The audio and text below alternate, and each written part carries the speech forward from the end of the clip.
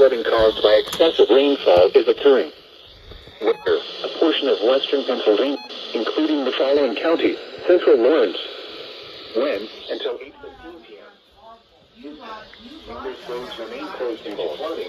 Repeating, the flash flood warning has been extended until 4:15 p.m. Eastern Daylight Time for the following counties: Lawrence, Pennsylvania is already occurring. The current time 1.5 and 3 inches of rain have fallen. Some locations that will experience flooding include Newcastle, Oakwood, Newcastle Northwest, Bessemer, South Newcastle, Harlandsburg, SNPJ, Rose Point Park, and McConnell's Mill. http://www.weather.gov/safety/flood turnaround. Don't drown when encountering flooded roads. Most flood deaths occur in vehicles.